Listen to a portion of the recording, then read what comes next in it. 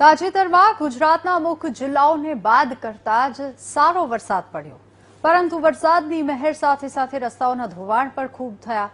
ગ્રામ્ય વિસ્તારોના રસ્તાઓ ધોવાયા અને ખાડા પડે તો સમજાય, પરંતુ અમદાવાદ રાજકોટ નેશનલ હાઈવેની હાલત બિસ્માર બની ગઈ છે, જેને લઈને વાહન ચાલકો પરેશાન થઈ ગયા છે।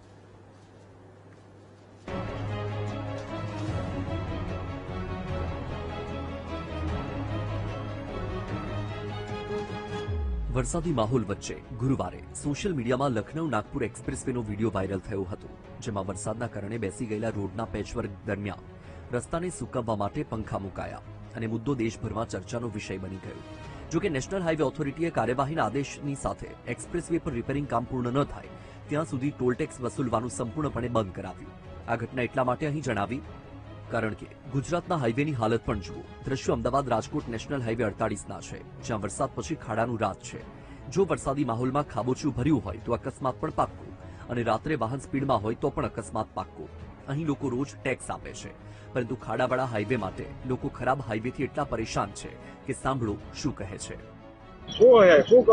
ખાડામાં મારે બાઇક ગરી ગયું છે, હજી ક્યારે દુખે મારી કેટલા ખાડા છે? નકરા છે રીસેન્ટ છે, ખાડા છે આખું વીર મિલમાં ગીરી ગયું, હજી ક્યારે દુખે છે।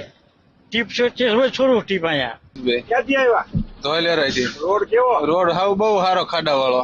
ખાડા વાળો ઠેર ઠેર ખાડા। શું કરવું જોઈએ? આ ભરવા જોઈએ, નવા બનાવવા જોઈએ। સંજયભાઈ રાવળદેવ। ક્યાંથી આવ્યા? સોબાળા ગામ। બહુ ખાડા આવે છે, શું કરવું જોઈએ તો આમાં રોડ બનાવો તેમ। ખાડાથી શું તકલીફ પડે? બહુ તકલીફ પડે છે। હાઈવેની હાલતને જોતા જ વાહન ચાલકો કેટલા પરેશાન હશે તેનો અંદાજ લગાવી શકાય છે।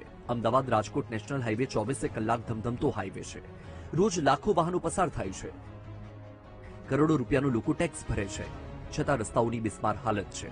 લોકો તો એવી માંગ કરી રહ્યા છે કે અહીં પણ લખનઉ કાનપુર એક્સપ્રેસવેની જેમ જ્યાં સુધી રસ્તા રિપેર ન થાય ત્યાં સુધી ટોલમાં માફી આપવામાં આવે।